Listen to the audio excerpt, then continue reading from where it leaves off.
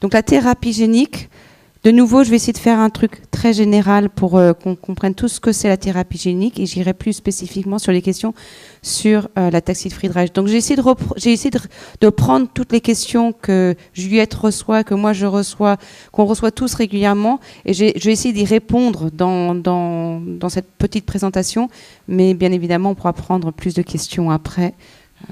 Donc juste pour que tout le monde comprenne la thérapie génique, la thérapie génique par rapport à la thérapie pharmacologique, qui sont les thérapies qu'on a entendues de la part de Claire, c'est l'introduction du matériel génétique au sein d'une cellule pour corriger les effets du gène défectueux.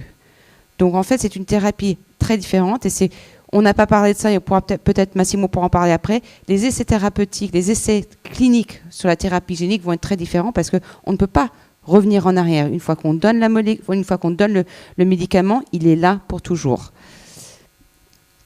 Il y a différents types de thérapies. Je vais vous parler plus particulièrement de la thérapie génique où on apporte un gène nouveau, qui est le cas dans la taxie de Friedreich, de ce qu'on essaie de développer, et en utilisant les virus adéno-associés qu'on appelle les AAV.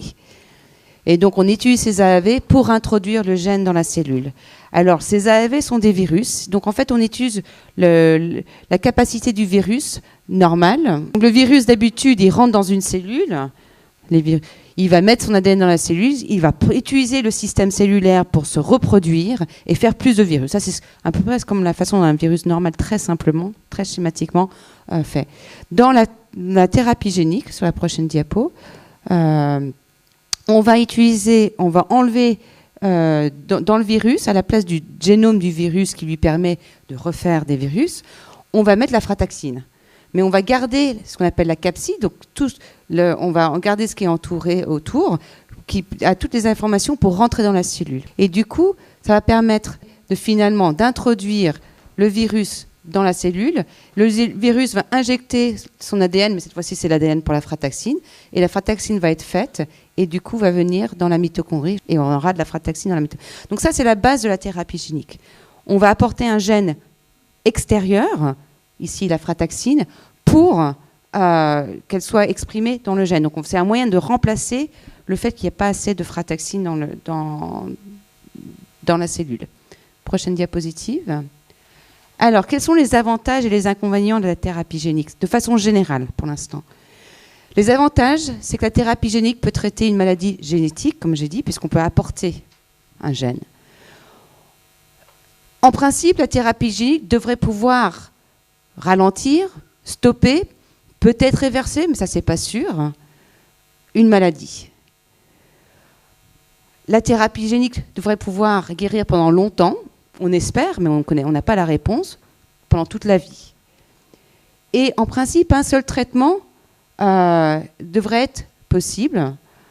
Ça évite le traitement répété, ça évite de devoir prendre des pilules 10 fois par jour, par exemple. Donc ça, ce sont les avantages. Mais vous voyez qu'il y a aussi beaucoup d'inconvénients encore en thérapie génique. Les inconvénients sont les risques de réaction immunitaire contre soit le gène qu'on apporte, soit le virus. C'est irréversible. Donc si il y a un problème, si n'importe quel problème arrive, on ne peut pas s'arrêter. Une fois qu'on a donné le gène, enfin le virus médicament à une personne, on ne peut pas le retirer. Donc on peut pas du tout. Donc on n'a pas moyen de faire un interrupteur on/off, qui serait très pratique. Quand on a une thérapie pharmacologique, s'il y a un effet secondaire indésirable, on arrête de prendre la molécule. En thérapie génique, s'il y a un effet indésirable, on ne peut pas arrêter de prendre la molécule parce que ce n'est pas une molécule, c'est un gène qui a été incorporé dans toutes les cellules du corps. C'est très très cher à développer et à fabriquer. C'est encore très compliqué et on n'a pas encore tous les moyens de fabriquer. Et pour l'instant, une deuxième administration, si jamais la première ne marche pas, pour l'instant, ce n'est pas possible. Donc vous comprenez que de se lancer dans un essai de thérapie génique pose énormément de questions parce que s'il y a un problème, on ne peut pas l'arrêter. Si ça ne marche pas, on ne peut pas recommencer après. Pas comme les études qu'on vient d'entendre où finalement l'essai n'a pas marché, il n'y a pas eu d'effet secondaire, mais il n'y a pas eu d'effet du tout clinique, mais on peut continuer à une autre dose, une autre stratégie. c'est pas possible pour la thérapie génique pour l'instant. Prochaine diapo. Donc c'est un autre moyen de ça. C'est vraiment les difficultés en thérapie génique, justement pour répondre à toutes ces questions. On a des difficultés comme en pharmacologie de dose, mais comme on ne pourra pas changer la dose, il faut tout de suite qu'on trouve la dose suffisamment haute pour atteindre tous les tissus et les cellules. Il faut qu'on essaie de trouver les moyens d'augmenter la capacité de fabriquer le virus médicament, parce qu'on ne sait pas encore faire ça à grande échelle. Il faut qu'on trouve des moyens, et quand je dis c'est tout l'ensemble des personnes qui travaillent sur les approches de thérapie génique dans le monde entier, sur les aspects fondamentaux et directement appliqués. Il faut qu'on comprenne comment on peut augmenter les doses avec des profils de sécurité qui sont bons et améliorer l'administration pour toucher tous les tissus. Donc la dose thérapeutique, c'est quelque chose de très important sur lequel beaucoup de personnes essaient de travailler. On a besoin de comprendre les effets à long terme. On ne connaît toujours pas les effets à long terme. On a besoin de voir si c'est de la prévention ou de l'intervention. Ça, c'est quelque chose qu'on ne sait pas encore quelle est la meilleure façon de le faire. Et donc pour ça, c'est un peu tout ce dont on a parlé avant. C'est améliorer la recherche clinique, améliorer les systèmes d'essais thérapeutiques, les designs d'essais thérapeutiques et le recrutement, parce qu'en thérapie génique, ce sera forcément des petites cohortes, et trouver les critères cliniques pour mesurer la réussite de l'administration et l'effet clinique. Donc là, on est de nouveau dans les mêmes enjeux ou dans les mêmes problèmes qu'on a dans tous les essais cliniques. Et une autre question où il y a des difficultés en thérapie génique, parce que la thérapie génique souvent commence dans un petit labo, comme pour l'ataxie de Friedreich, ça a commencé dans notre petit labo à Strasbourg. Et bien, comment on passe du petit labo académique à un environnement industriel pour pouvoir le passer en clinique? Et ça, c'est une vraie question, et c'est une vraie question qui se pose pour l'ensemble des approches de thérapie génique, parce que ce n'est pas quelque chose de si évident. Et j'ai mis en bas de nouveau, c'est très très cher, c'est un coût très très élevé, et ça, c'est aussi un énorme problème ou une énorme difficulté dans la thérapie génique de façon générale, parce que c'est tellement cher que finalement les quelques essais ou les quelques molécules qui ont été, enfin les quelques médicaments thérapeutiques qui ont été mis sur le marché n'ont pas été achetés ou donnés aux patients parce que trop cher, et donc ont dû être arrêtés. Prochaine diapo. Alors on a beaucoup d'espoir et de défis en thérapie génique. Et je pense que beaucoup d'entre vous vous disent ça ne va pas assez vite, et surtout tout ce qu'on a entendu cette année sur le Téléthon. Pourquoi est-ce que dans l'ataxie de Friedreich, ce n'est pas encore là, et pourquoi pourtant on entend plein de choses sur le Téléthon? Alors, hop, non, il faut revenir en arrière. Non, c'est voilà ça. Donc, je vais vous donner deux exemples dont on a beaucoup entendu parler depuis un an. La myotrophie spinale et la myopathie myotubulaire, toutes les deux des maladies génétiques rares, toutes les deux dues à des mutations dans un gène, une maladie neurologique, l'autre une maladie du muscle. Alors, quels sont les points communs dans ces deux maladies? Le point commun, ce sont des nouveau-nés avec une maladie très sévère, une mort avant 2 ans. Donc on l'a dit tout à l'heure, on sait que votre maladie avance trop rapidement. Quand on dit quand on parle de lenteur, elle n'est pas lente pour vous. Mais dans des contextes d'essais cliniques et dans des contextes de recherche clinique, des maladies comme ça sont des maladies vraiment beaucoup plus sévères. Donc je vous ai dit, nouveau-né avec une maladie très sévère, mort avant 2 ans. Donc ça veut dire quoi en thérapie génique? Ça veut dire très peu de vecteurs, puisque le volume à administrer est très peu, puisque finalement c'est un nouveau-né. Donc il y a moins de vecteurs à mettre. Donc les problèmes de fabrication du vecteur, il n'y a pas cet enjeu-là, parce qu'il y a moins de vecteurs à fabriquer. Des doses, donc probablement moins grandes. Et il y a surtout une considération éthique. Le ratio bénéfice-risque est très différent. Si quelque chose ne va pas, ce bébé était mort avant 2 ans. Maintenant, dans une maladie progressive, lente, il y a quand même beaucoup d'années devant qui sont encore joyeuses avec beaucoup de choses. Donc là, éthiquement, on ne peut pas prendre le risque de se dire « et si quelque chose ne se passe pas bien ?» Donc, la raison pour laquelle, sur ces maladies, on a ces résultats extraordinaires, c'est que ce sont des maladies très très différentes, même si ce sont des maladies génétiques, c'est des cas très différents que de la taxie de Friedreich, puisque finalement c'est des maladies très très sévères, et éthiquement, on peut prendre le risque. Le deuxième exemple que j'aimerais prendre, c'est la myopathie de Duchenne, puisque finalement, la thérapie génique sur la myopathie de Duchenne, ça fait des années qu'on travaille dessus, des années et des années, et il y a des essais cliniques maintenant, mais il n'y a toujours rien de probant. Alors, la myopathie de Duchenne, je pense que vous connaissez tous par le Téléthon et l'AFM, c'est la base de l'AFM. Ce sont des enfants, des adolescents, des jeunes adultes. Donc là, on se retrouve dans beaucoup de vecteurs à fabriquer. Donc, de nouveaux problèmes de fabrication du vecteur. Il faut corriger tous les muscles, le cœur, le muscle squelettique, le diaphragme. Comment est-ce qu'on peut administrer autant de vecteurs? Quel est le moyen d'administrer, la dose qu'il faudrait pour l'administrer, pour atteindre tous ces muscles, sans avoir de risque de réaction immunitaire? Et la maladie est lentement évolutive, et du coup, on ne sait pas comment mesurer l'efficacité. Donc, vous voyez, finalement, la taxie de Friedreich ressemble beaucoup plus à la myopathie de Duchenne qu'à ces maladies-là, au niveau de la recherche sur les essais thérapeutiques pour la thérapie génique. Et dans ces trois exemples, c'est des années de recherche.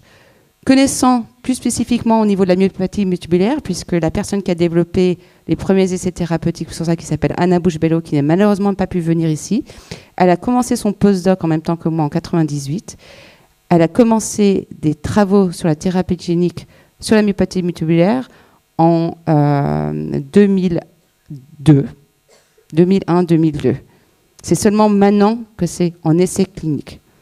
D'accord ? Donc, juste pour remettre en perspective, ça prend du temps. Et sur la myopathie de Duchenne, en 92, quand je faisais ma thèse, il y avait déjà eu beaucoup d'essais sur la thérapie génique dans la myopathie de Duchenne. Donc voilà, ça prend du temps. Je sais que c'est trop long.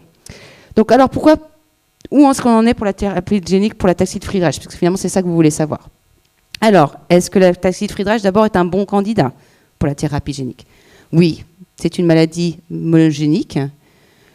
La fratexine est suffisamment petite pour tenir dans les vecteurs AAV. Je ne vous ai pas dit, mais il y a des limites de taille qu'on peut mettre. Tous les patients ont un tout petit peu de frataxine dans leur corps. Donc, en fait, il n'y aura pas de réaction immunitaire contre la frataxine. Ça, c'est plutôt une bonne nouvelle. Et on n'a pas besoin de vraiment traiter tous les tissus. Il y a seulement certains tissus dont on a besoin de traiter. Des neurones, et même pas tous, probablement. Et le muscle cardiaque. Puis après d'autres tissus, mais déjà on commence sur ces deux tissus-là. Alors oui, c'est un bon candidat. Pourquoi est-ce que ce ne serait pas un bon candidat? Il y a toujours le risque de réaction immunitaire contre le virus. La frataxine doit aller dans la mitochondrie. C'est plus dur d'aller dans la mitochondrie. Il faut qu'on non seulement déjà dans le noyau apporter la frataxine, mais après il faut que ça aille dans la mitochondrie.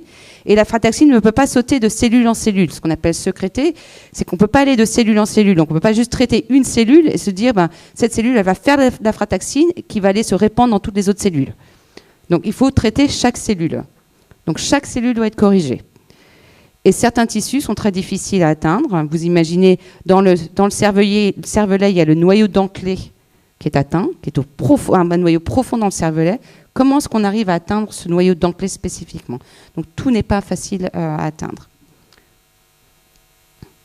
Donc, pour reprendre un peu les dates, on a parlé de la preuve de concept dans la souris pour l'aspect cardiaque, 2013-2014, d'accord? Pour l'aspect neurologique, 2017-2018. Donc oui, on a déjà les preuves dans la souris. Je vous rappelle que la souris, ce n'est pas l'humain. Donc, déjà, les preuves dans la souris, c'est il n'y a pas très longtemps. Donc, c'est pour ça qu'on n'est pas encore en essai clinique. Prochaine diapo. Ça n'avance pas, ça ne veut pas avancer. Voilà, depuis qu'il y a eu ces essais, ces preuves de concept dans la souris, on était un labo à travailler dessus ou deux labos à travailler dessus. Maintenant, vous voyez dans le monde entier, vous voyez le nombre de labos qui travaillent sur les approches de thérapie génique pour la taxie de Friedreich, spécifiquement. Alors, vous voyez des labos comme l'Université de Floride, Caltech ou l'IJBMC qui sont des labos académiques, mais vous voyez aussi Voyager, Takeda ou Adverum, qui sont des biotech. Et vous voyez même des grosses c'est plus des biotech, hein, vous voyez Pfizer, vous connaissez. Voilà, donc ça intéresse beaucoup de monde. Alors, pourquoi on n'est pas encore en essai clinique? Prochaine diapo. Ben, on n'est pas encore en essai clinique parce que ça fait seulement très peu de temps qu'on a la preuve de concept et qu'on réfléchit et qu'on travaille sur la question. Et il y a encore beaucoup de questions à résoudre avant un essai clinique. Quelle quantité de frataxine doit-on faire? Est-ce qu'on peut administrer dans tous les tissus nécessaires? Est-ce qu'on y arrive? Quel sera le mode d'administration? Est-ce qu'on va juste faire une injection dans le sang? Est-ce qu'on va injecter directement dans le cervelet? Est-ce qu'on va injecter directement dans le cœur? Est-ce que les vecteurs actuels qu'on a sont suffisants pour atteindre tous ces tissus? Quel pourcentage de neurones, de cellules cardiaques doit-on corriger pour avoir un effet bénéfique? Tout ça, ce sont des questions auxquelles on doit répondre. Alors, on est en train de répondre à certaines questions. Je vous avais déjà présenté des données où on montre dans la souris que 50% de correction des cellules cardiaques était suffisant pour avoir un effet sur le cœur. Mais voilà, mais on doit répondre à toutes ces questions. Est-ce que trop de frataxine est dangereux à court terme, à long terme? Il faut qu'on teste. Est-ce que trop de frataxine dans la souris est dangereux? Ça, c'est une question. Mais dans le gros animal, est-ce que c'est dangereux? Parce que l'homme, c'est plutôt un gros animal par rapport à la souris. Donc, c'est des questions auxquelles il faut qu'on réponde. Comment optimiser le gène ou le vecteur pour réduire les risques? Comment produire le vecteur médicament en grande quantité? Quel type d'immunosuppression doit-on utiliser pour augmenter les doses, pour pouvoir atteindre l'ensemble des tissus, ou quels sont le mode d'immunosuppression qu'on peut utiliser pour le mode de réadministration, si jamais il faut réadministrer? Et comment évaluer la distribution et l'effet thérapeutique ou non chez l'homme? Donc vous voyez, donc voilà. Donc en fait, on a un certain nombre de questions qui sont des questions d'ordre fondamental, de recherche fondamentale. Les laboratoires académiques et privés travaillent sur ces questions-là. Comment produire le vecteur médicament en grande quantité? Ce ne sont pas les laboratoires académiques qui travaillent là-dessus, ce sont les boîtes privées qui travaillent dessus, qui ont ces capacités justement de production. Je vous ai dit, il faut qu'on passe du petit laboratoire où nous on prépare notre petite quantité et on parle de millilitres de vecteurs, où là il va falloir aller en litres de vecteurs. Donc c'est d'autres questions. Et puis après, les troisièmes efforts pour essayer de faire avancer pour aller en clinique, eh ben on en revient tout le début de la table ronde, c'était comment mesurer un effet ou non thérapeutique chez les patients. Voilà. Donc, juste pour conclure, je sais que... Alors, je ne sais pas si j'ai répondu à vos questions, mais je pense qu'il y en aura plein d'autres. Je veux bien qu'on passe à la prochaine diapo. Juste pour vous montrer quand même... donc là, c'est de nouveau une diapositive qu'a fait Jen, parce qu'en préparant cette table ronde, on a beaucoup parlé d'essayer de savoir comment on allait expliquer tout ça et comment on allait expliquer pourquoi ça prend du temps. Et en discutant avec elle, je lui ai demandé si elle avait une idée des boîtes pharma, de façon générale dans l'ataxie de Friedreich, l'évolution. Donc vous voyez déjà ici sur ce graphique, donc on a différents, donc de nouveau c'est les mêmes couleurs, l'approche sur la mitochondrie, l'approche métabolique, les approches génétiques plutôt et thérapie génique, et puis les approches, ça c'est de la découverte de nouvelles drogues. Donc vous voyez qu'il y avait très peu de boîtes au début qui s'intéressaient à l'ataxie de Friedreich. Finalement, depuis, à partir de 2010, il y avait quand même beaucoup plus de boîtes qui s'intéressaient à l'ataxie de Friedreich. Et quelque chose qui est très intéressant, c'est que 2014, c'est quand on a eu les premières publications sur la thérapie génique de preuve de concept dans la souris. Et là, il n'y avait aucune approche thérapie génique dans les boîtes pharma. Et que vous voyez maintenant, à partir de 2015, donc tout ça, l'ensemble du nombre de boîtes qui sont intéressées à l'ataxie de Friedreich et aux aspects de thérapie génique, c'est seulement depuis 2015. Donc il faut du temps, je sais qu'il faut trop de temps, mais on va y arriver. Je ne sais pas, Massimo, si tu voulais faire une intervention spécifique sur les essais cliniques, ou peut-être qu'on peut prendre des questions et on discutera en cours.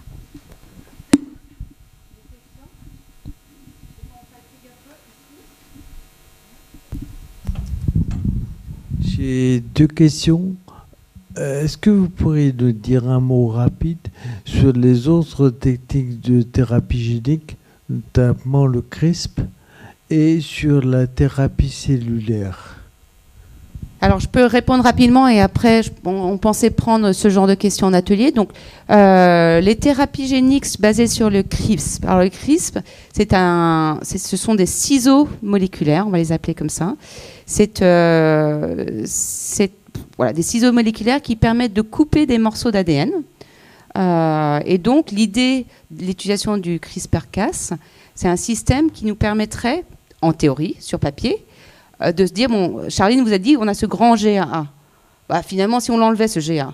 Donc, si on allait couper de part et d'autre de ces GAA pour pouvoir l'enlever et qu'en fait, il n'y ait plus de problème. Donc, ce sont des approches qui sont en cours de développement, à la fois dans l'ataxie de Friedreich, pour l'instant, sur des cellules, et la preuve de concept a été faite sur des cellules, et qui sont en cours de développement dans d'autres maladies, donc cette idée d'aller corriger directement la mutation. Le problème, ce sont des ciseaux moléculaires, il faut pouvoir les contrôler. Est-ce que vous avez envie d'avoir un ciseau moléculaire qui, comme tout médicament, va avoir des effets secondaires, risque de couper au mauvais endroit, hein, et de nouveau, qui doit rester là. Voilà. Voilà. Et après, il y a aussi un problème d'efficacité, c'est que pour l'instant, c'est pour ça que ça marche seulement sur les cellules, ça marche seulement sur 30% au niveau efficacité. Donc, c'est pas du tout efficace. Donc, on est loin, on est encore très loin. Donc, mais il y a beaucoup d'études dessus, et dans l'ataxie de Friedreich, mais dans d'autres maladies. La deuxième question. Allez, sur la thérapie cellulaire. Alors, il y a des approches de thérapie cellulaire qui sont menées. Notamment, il y a un laboratoire anglais qui travaille sur des approches de thérapie cellulaire. Il y a un laboratoire, je crois, australien aussi. Pour l'instant, il y a, de nouveau, on est sur la souris. Ils sont en train d'essayer de montrer qu'en apportant différents types de cellules souches, voir si ça a un effet dans la souris. Pour l'instant, il y a des études qui montrent que peut-être qu'il peut y avoir quelques effets. Donc, peut-être qu'il pourrait y avoir une augmentation de frataxine ou que ces cellules souches vont rentrer dans les organes. Mais on est loin d'aller chez l'homme. Et quelque chose que je crois que j'ai dit à plusieurs reprises, et je sais que Pierrot l'avait dit à plusieurs reprises, pour l'instant, la thérapie cellulaire de cellules souches, c'est des rêves qu'on vend, mais qui ne sont vraiment pas encore prouvés chez l'homme. Alors, je ne sais pas si les cliniciens veulent dire plus sur la thérapie de cellules souches. Non ? Bah, pour l'instant, je pense que c'est un peu trop tôt pour en parler comme niveau essai clinique. On va faire thérapie génique et on va finir après. Une petite chose. Parce que finalement, je pense que le message d'Hélène, une chose qui doit sortir est que la vitesse de tout ça est en accélération. Que ce n'est pas la même chose de partir avec le premier manip sur la myopathie myotubulaire en 2002 et arriver à la thérapie génique en 2018, parce que c'est le progrès général qui a changé les choses. Le vecteur AAV, ben, il y a eu une révolution pour les vecteurs AAV. Les vecteurs AAV qui sont capables d'arriver au niveau des cellules nerveuses du système nerveux central, ben, c'est récent finalement. Hein? Donc, c'est pas quelque chose qui existait juste il y a quelques ans. Donc, c'est un avancement général du domaine. Et pour ce qui concerne les essais cliniques, je pense que peut-être je ne veux pas dire que c'est bien d'arriver un peu plus tard, mais que quand même on a fait des expériences avec les premiers essais cliniques en thérapie génique et on a appris des choses qui maintenant pourraient permettre d'éviter de répéter certaines erreurs. Juste par exemple le fait que la dose doit être suffisante pour prédictible, pour pouvoir prédire que la dose soit suffisante pour donner un bénéfice clinique, parce que c'est une chose qui est encore, on a one shot ou une possibilité de le faire. Et bon, par exemple, dans la myotrophie spinale, les premiers bébés qui ont été traités avec une dose qui était encore un peu trop faible, on n'a pas fait grand-chose.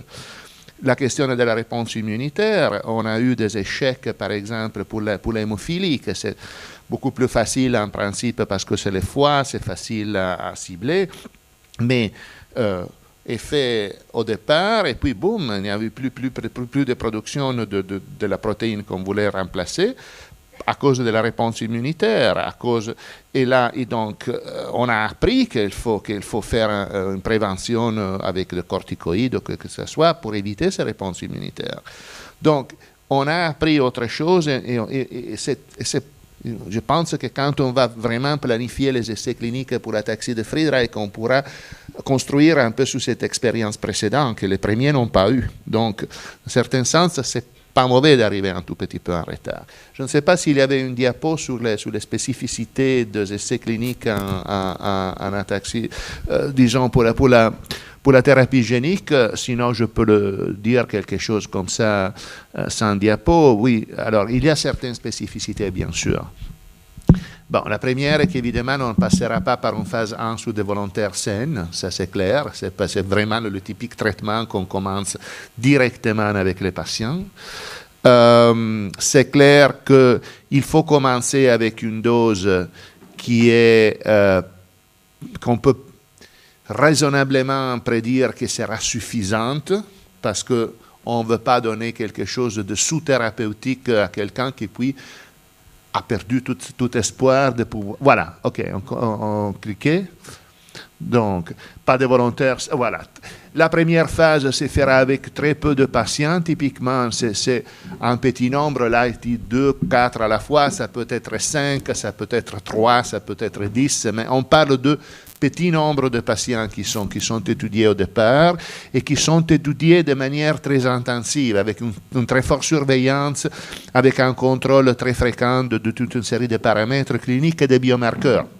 On revient aux biomarqueurs ici, parce que bien évidemment, on voudrait avoir le plus tôt possible des informations de réponse. Je dis du dosage de départ qui doit être estimé déjà être suffisant, et puis une dose de dose plus élevée. Et de nouveau, je reviens aux biomarqueurs. Comment on fait pour savoir si une dose vraiment, s'il faut monter encore, si c'est en observant des biomarqueurs. On s'attend de partir avec une dose qui devrait être déjà suffisante pour donner une réponse.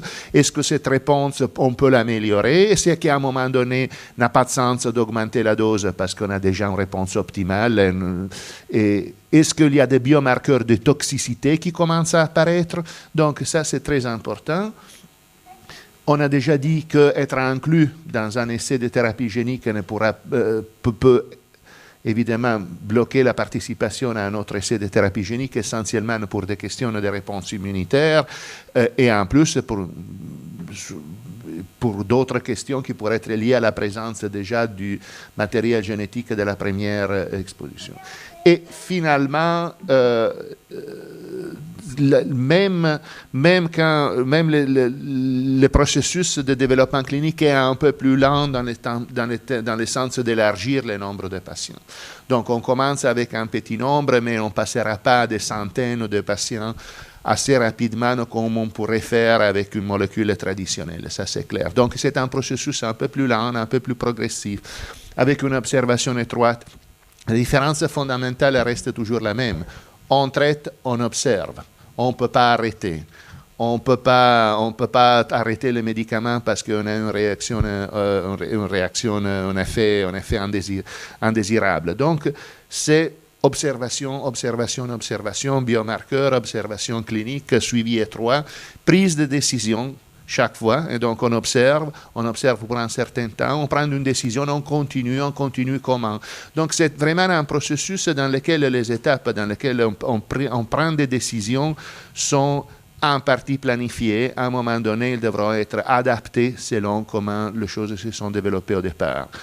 Et surtout, je pense que ce qui est important de savoir, c'est qu'il vaut mieux perdre 1 ou 2 ans, perdre entre guillemets, retarder l'essai à 1 ou 2 ans maintenant, le temps qu'on soit sûr qu'on arrive à répondre à toutes ces questions et que tout cela est sûr, que de se lancer dans un essai clinique prématuré. Et si quoi que ce soit se passe mal, on est reparti en arrière pour 10 ans, hein, donc 10 ou 20 ans, hein, donc ça stoppe tout. Donc en fait, on n'a pas à gagner à essayer d'aller plus vite que ce qu'on peut faire.